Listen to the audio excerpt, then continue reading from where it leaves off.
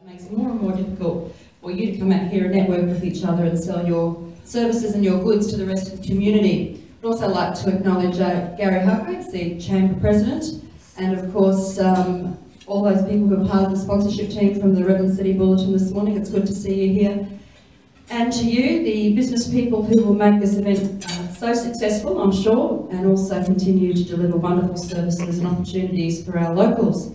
It's also important that I acknowledge the traditional owners of the land we gather, the Quandamooka people, and I pay respects to their elders past and present. As Brad has said, 3 years is a tradition, and this is certainly a tradition for me over the last 3 years, getting up on a very cold winter's morning, and today was probably one of the coldest we've experienced in the last 3 years. But it's always a great opportunity for me to look you in the eye and say, look, we're here as a council, as local government, to work with you, to help you facilitate the wonderful services and products that you put forward in our community. And this is my opportunity to tell you what we've been doing, and it's a great pleasure to be here to open up this expo. So just to put you into the picture, obviously Council has just recently been doing a lot of work in the space of business. If I could start with probably the most, for me at least, the most exciting projects that this city has seen in half a century. It was great that a couple of weeks ago the Deputy Premier, Minister for Planning, actually came out and endorsed what will be probably one of the biggest investments in our waterfront in Redland City for many, many years, which is our PDA projects. For those of you who aren't familiar, and many of you have heard me talk about this before, the project, the priority development areas of Fortuna Harbour and Wyndham Creek are significant opportunities for you as businesses and for our community to leverage off our amazing position in southeast Queensland as a gateway to Moreton Bay. And of course, Toondah Harbour will play a significant role as we see the transition out of mining on North Stradbroke Island, but more importantly, it will offer $1.3 billion worth of injection into our community, 1,000 jobs a year for the next 10 years and 650 thereafter. And that's just Toondah Harbour. We've got Wyndham Creek right up down the road, and that will service our southern Moreton Bay Islands, of course. These are the transport hubs and the gateway to what makes our city so unique. We are a city of islands. We have 10,000 people that live in islands in our city. That makes us special. That provides us some challenges because there is a big puddle between many of the people that live on the islands and in Redlands, but I think we need to leverage off that, and these two particular projects that will be delivered by the Walker Corporation, which is an Australian, one of Australia's largest private developers, will actually see us with $100 million worth of public infrastructure that we would have never seen without this arrangement. So we'll be seeing restaurants, we'll be seeing, I guess, boardwalks, and engaging you and your community with our amazing Moreton Bay.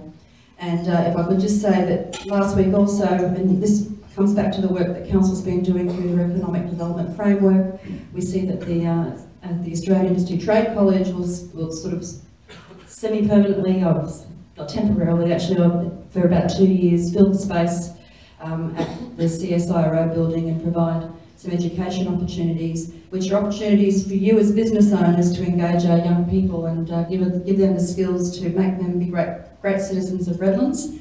And we look forward to seeing the RTC start to deliver their very first students. I think they've got about 15 or 20 who already signed up. And it is a unique opportunity for our city. We have one down the Gold Coast, and now we can offer that same service to our young people, which, by the way, we don't want to be our greatest export. We want to keep our young people educated and employed in our city.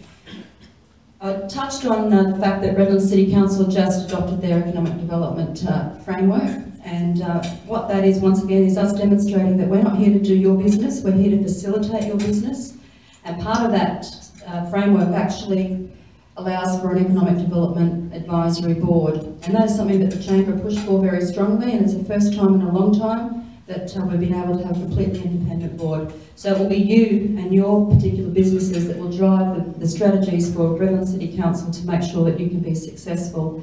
And we're looking at the moment, we've got expressions of interest out for the right people to lead those various areas. The key industry, growth industries, will be represented through that board, and that includes everything from education, retail, construction, the special services, social services and professional services. Tourism, of course, is a big opportunity for Redlands, and in fact even the rural industry. So you will start to see that roll out over the next number of months, and we look forward to having your input into that into that board and making sure that Redland City Council is providing the infrastructure required to make your businesses successful.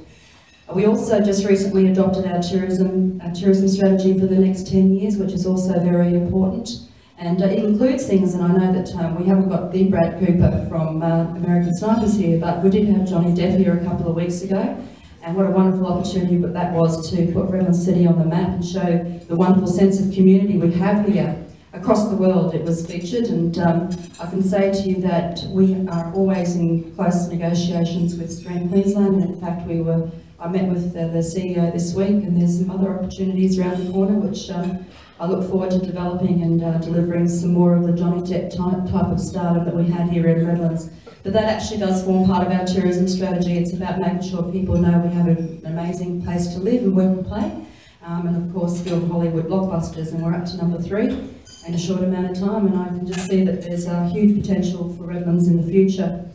Just quickly also, for those of you who may be interested, Redland City Council adopted an incentives package for the CBD of Cleveland 3 years ago now.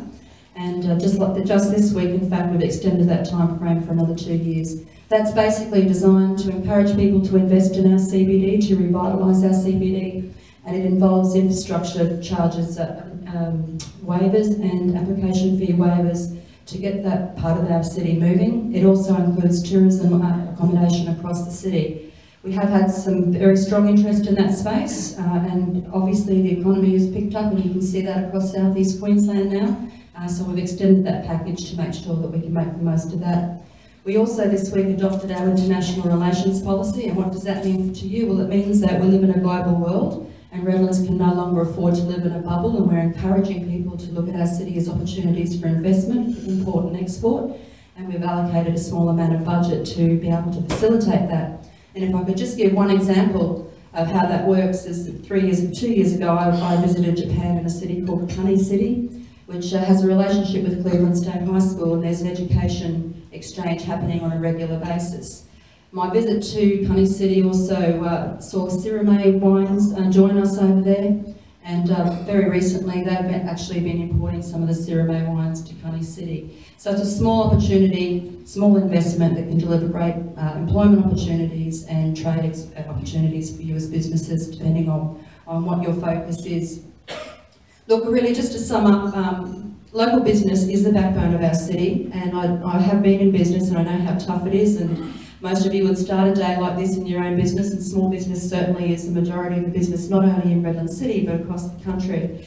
And you do play a significant role in the social fabric of our city as well, and today's a good opportunity to talk to each other.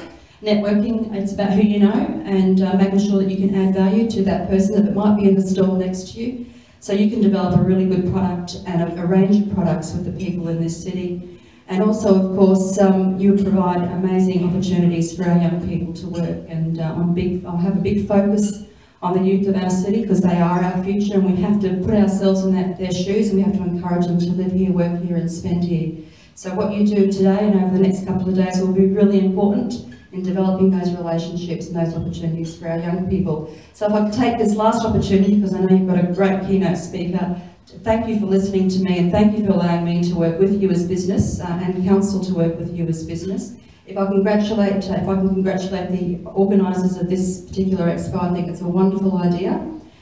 Clearly that's demonstrated because of the fact we've got a full room, and not only in here but down in the stadium. And I look forward to the successes of each of your individual, your little booths down there and your businesses.